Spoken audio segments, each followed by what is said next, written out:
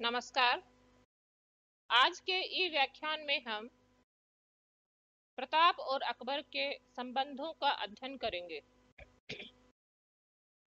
यह मेवाड़ के महाराणा प्रताप राजपूताना के उन शासकों में से हैं जिन्होंने अकबर की अधीनता स्वीकार करना गवारा नहीं किया और आजीवन अपनी स्वतंत्रता की रक्षा के लिए लड़ते रहे। किसी भी स्वाधीन और स्वाभिमानी शासक के लिए वह प्रेरणा के स्रोत तो हैं ही। अपने उदाहरण से उन्होंने यह द्वंद्व भी उत्पन्न किया है कि क्योंकि अकबर को हम महान कहते हैं और राणा प्रताप ऐसे शासक थे जो आजीवन अपने मातृभूमि की रक्षा के लिए उससे लड़ते रहे, जो कि एक अमूल्य मानवीय धरोहर है, तब राणा प्रताप महान होते हैं अथवा अकबर। राणा प्रताप का उदाहरण लेकर राणा प्रताप को विषय वस्तु बनाकर असीम साहित्य की रचना की गई है और वह सर्वकालिक रूप से एक स्वतंत्र स्वाभिमानी राजपूत शासक के रूप में अमर रहे हैं। राणा प्रताप के अकबर के साथ संबंधों के अध्ययन के विषय को हम 3 व्याख्यानों में विभाजित कर देखेंगे। पहला, प्रताप के राज्यारोहण से हल्दी घाटी के युद्ध तक। दूसरा, हल्दी घाटी का युद्ध। और तीसरा, हल्दी घाटी के युद्ध के उपरांत राणा प्रताप की मृत्यु तक। पहले विभाग में अर्थात राणा प्रताप के राज्यारोहण के साथ उनके मुगल टकराव की पृष्ठभूमि तैयार होती है। दूसरा भाग यानी हल्दी घाटी का युद्ध में उनका सीधा टकराव मुगल सम्राट अकबर के साथ होता है और हल्दी घाटी के युद्ध के पश्चात जबकि वह अपनी राजधानी से विस्थापित हो जाते हैं, तब अकबर के साथ उनके संबंधों का वास्तविक टकराव अपने चरमोत्कर्ष पर पहुंचता है। अपनी मृत्यु पर्यंत वह लड़ते रहते हैं और मृत्यु से पूर्व अपने राज्य का काफी भाग पुनः प्राप्त करने में सफल भी होते हैं। तो आज के प्रथम व्याख्यान में हम हल्दी घाटी तक का घटनाक्रम देखेंगे।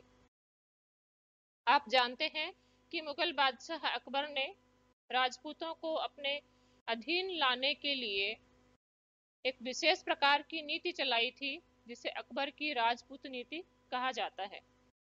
यह अकबर की बृहत्तर प्रशासनिक नीति सुलह ए कुल का एक अवयव थी।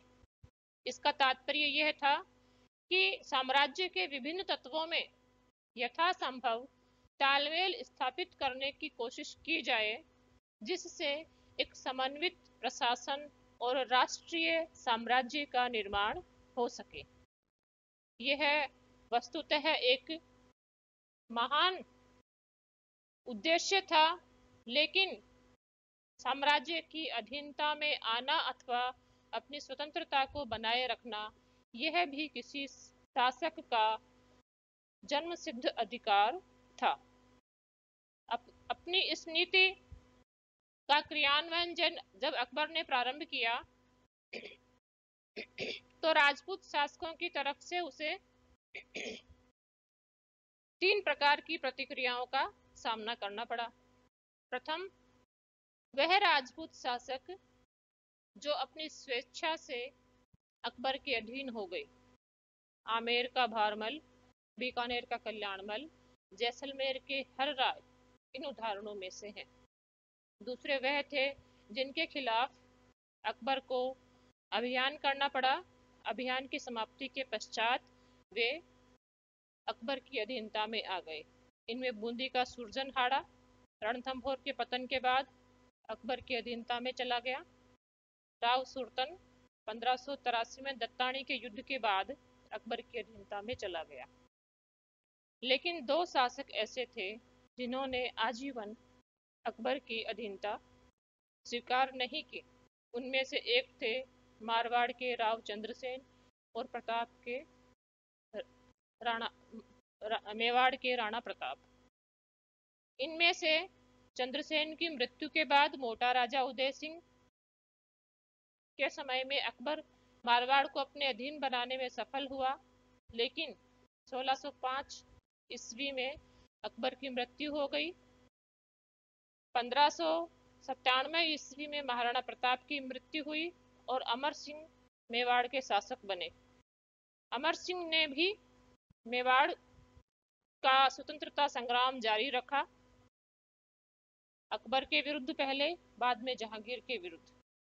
जहांगीर के समय में 1615 ईस्वी में संधि करके वह मुगल साम्राज्य का अंग बन गए।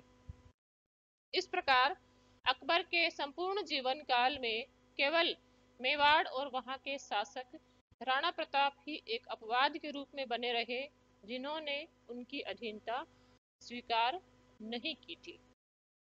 राणा प्रताप, महाराणा उदय सिंह और उनकी पत्नी जयवंता बाई, जो कि पाली के अखेराज सोनगरा की पुत्री थी, के पुत्र थे। यह महाराणा उदय सिंह के सबसे बड़े पुत्र थे। महाराणा उदय सिंह की मृत्यु 1572 के पश्चात उदय सिंह ने अपने दूसरे पुत्र जगमाल को उत्तराधिकारी घोषित कर रखा था, अपनी दूसरी पत्नी रानी भटियाणी के प्रभाव के कारण, जबकि वास्तविक अधिकार महाराणा प्रताप का बनता था। क्योंकि प्रताप का अधिकार वाजिब था, इसलिए कुछ सरदारों का समर्थन भी महाराणा प्रताप को था। जब उदय सिंह की मृत्यु हो गई, उसके बाद गोगुंदा में राणा प्रताप का राज्याभिषेक किया गया। राणा प्रताप के दो लोकप्रिय नाम हैं, एक है कीका और दूसरा है पीतल। 1572 में वह शासक बने और करीब 25 वर्ष शासन करने के पश्चात 1597 में एक दुर्घटनावश तीर की कमान से चोट लग जाने के कारण मृत्यु को प्राप्त हुए। गोगुंदा में इनका राज्याभिषेक हुआ था और बाद में कुंभलगढ़ को इन्होंने अपने राज्य की राजधानी बनाया। जैसा कि हमने देखा कि प्रताप के राज्यारोहण के समय ही कठिनाइयां उत्पन्न हो गई थी। वह उनके पिता द्वारा राज्याधिकारी मनोनीत किए जाने से ही उत्पन्न हो गई थी। उसके साथ कुछ दूसरे कारण जुड़ गए और प्रताप का शासनकाल प्रारंभ से ही संघर्ष की जद में चला गया। जैसा कि आपने देखा कि राणा प्रताप के पिता उदय सिंह ने जगमाल को अपना उत्तराधिकारी नियुक्त किया था, जबकि प्रताप का राज्यारोहण हो गया तो जगमाल और उनका भाई शक्ति सिंह अकबर की अधीनता में चले गए और अकबर ने उनको मेवाड़ के क्षेत्रों में जागीरें प्रदान कर दी। अकबर इसलिए जागीरें प्रदान कर पाया क्योंकि आप जानते हैं कि 1568 ईस्वी में उसने चित्तौड़ का अभियान किया था, चित्तौड़ को विजित किया था। महाराणा उदय सिंह के समय में जयमल और फत्ता का बलिदान प्रसिद्ध है। चित्तौड़, मांडलगढ़, जहाजपुर और मेवाड़ राज्य के पूर्वी भागों पर वह अधिकार कर चुका था, इसलिए उसने जगमाल को तो जहाजपुर और संबंधित इलाकों की जागीर दे दी। शक्ति सिंह, ऐसा माना जाता है कि अकबर की अधीनता में रहते हुए जब उसे पता चला कि अकबर चित्तौड़ का अभियान करने वाला है, तो वह अपने राज्य को लौट आया था और चित्तौड़ के घेरे में मारा गया था। हालांकि यह निर्विवादित रूप से सत्य नहीं है। तो आप देखते हैं कि चित्तौड़ के पतन के पश्चात महाराणा उदय सिंह की राजधानी उदयपुर हो गई थी। और अभियान के उपरांत मेवाड़ का राज्य एक विनष्ट राज्य की स्थिति में था। उसकी माली हालत अच्छी नहीं थी और राज्य का संचालन करना एक दुष्कर कार्य था। यह है मेवाड़ में अंदरूनी रूप से उत्पन्न होने वाली समस्याएं थी। दूसरी समस्याएं पड़ोसी राजपूत राज्यों के अकबर की अधीनता में चले जाने के कारण उत्पन्न विसंगतियों के कारण पैदा हुई, क्योंकि 1572 में राणा प्रताप का राज्याभिषेक हुआ। 1570 में अकबर ने नागौर का दरबार किया था। नागौर के दरबार में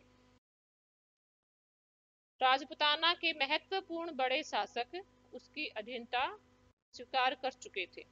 इसमें आमेर का भारमल तो 1562 में ही स्वीकार कर चुका था।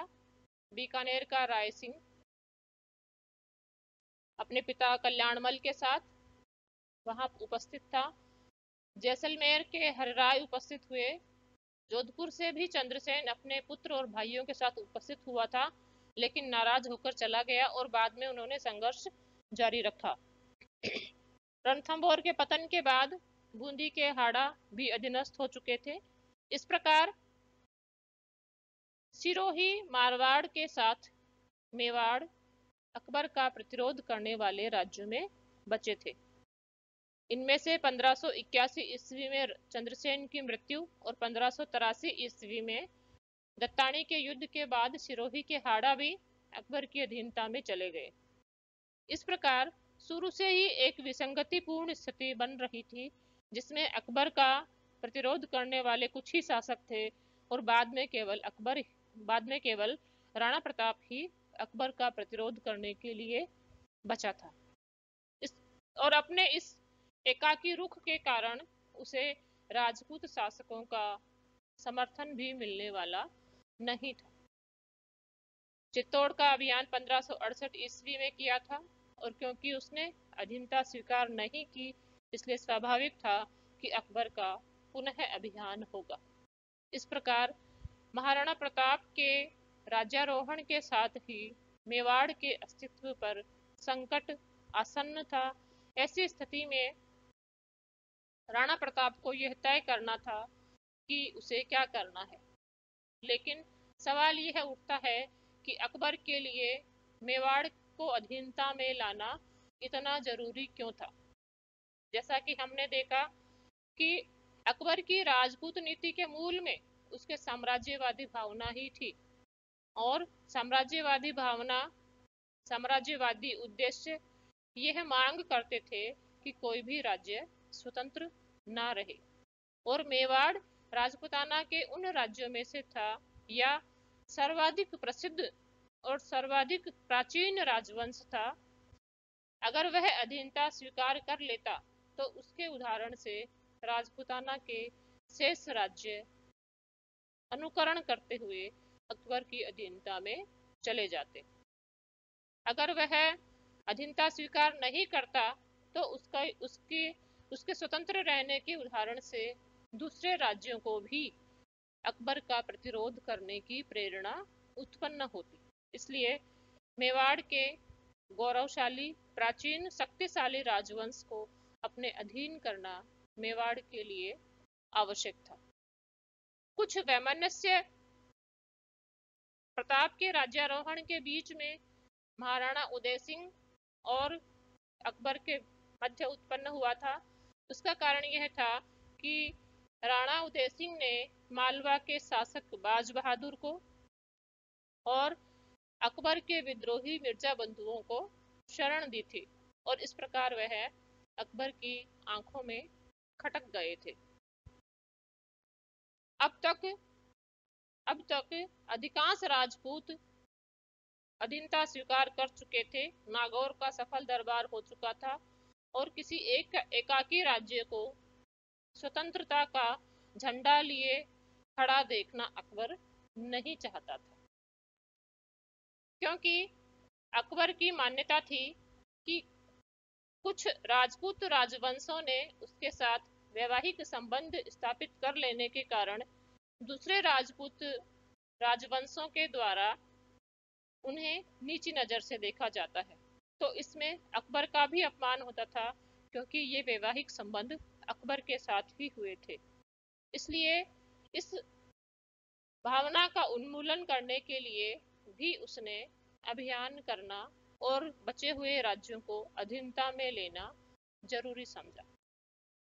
मेवाड़ की जो भौगोलिक स्थिति थी, उसके कारण मालवा, गुजरात और दक्षिण पर अभियान करने, उनकी विजय करने और उन पर नियंत्रण स्थापित करने तथा उत्तर के दक्षिण से व्यापार को सुचारू रूप से चलाने के लिए मेवाड़ को जीतना आवश्यक था।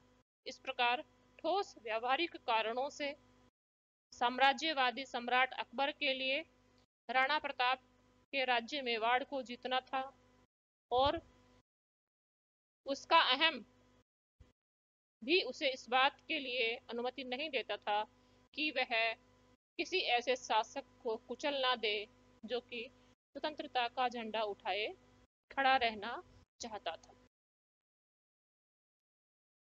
सवाल यह है कि जब राजपुताना के अधिकांश राज्य एक एक करके अकबर की अधीनता में जा रहे थे, तो अकबर प्रताप ने भी उसकी अधीनता स्वीकार क्यों नहीं कर ली। यह प्रत्येक शासक के व्यक्तिगत चरित्र में निहित होता है कि वह किसी अमुक समस्या के प्रति किस प्रकार का रुख अपनाएगा। प्रताप अपने साम्राज्य के गौरव को नष्ट नहीं होने देना चाहता था, अपने कुल के गौरव को, राजवंश की प्राचीनता को दाग नहीं लगने देना चाहता था अकबर की अधीनता को स्वीकार करके, और ना ही अकबर की अधीनता को स्वीकार करके वह अपनी स्वाधीनता को समाप्त करना चाहता था।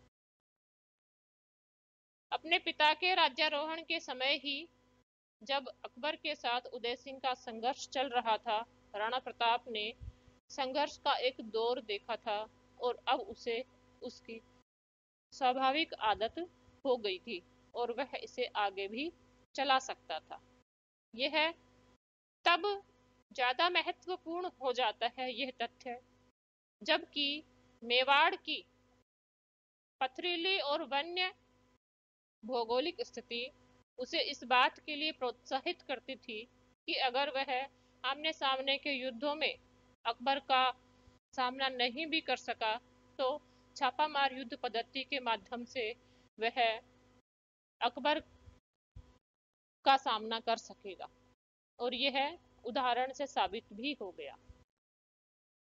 एक अन्य महत्वपूर्ण तथ्य जो मेवाड़ के स्वतंत्रता संग्राम से संबंधित है, वह यह है कि मेवाड़ के जनता ने अकबर के विरुद्ध इस युद्ध में अपने शासकों का साथ दिया था, और जब जनता शासक का साथ देने लगती है, तब वह एक शासक का प्रतिरोध मात्र न होकर एक जन आंदोलन अथवा राष्ट्रीय आंदोलन बन जाता है। तो आप देखेंगे कि प्रताप अपने समस्त काल में जन सहयोग उसे मिलता रहा, आर्थिक सहायता मिलती रही, और उससे न केवल उसका मनोबल बढ़ा, वरन वह अपनी जनता का प्रिय भी बना।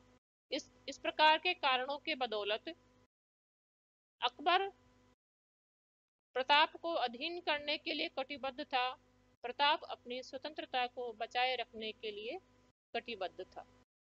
जैसा कि अकबर की नीति थी, अभियान करने से पूर्व वह अमुक शासक को अपने अधीन करने के लिए सुलह के सारे रास्ते आजमाता था। उसने प्रताप के साथ भी यही किया।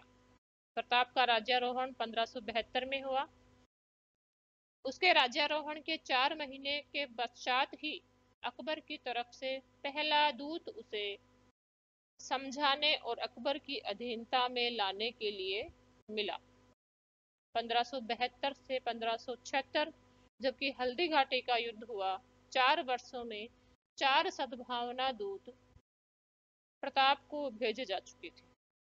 पहला दूत जलाल खान, जो कि कूटनीतिक वार्ताएं करने के लिए मशहूर था, भेजा गया 1572 ईस्वी में, लेकिन राणा प्रताप ने अधीनता को मानना स्वीकार नहीं किया।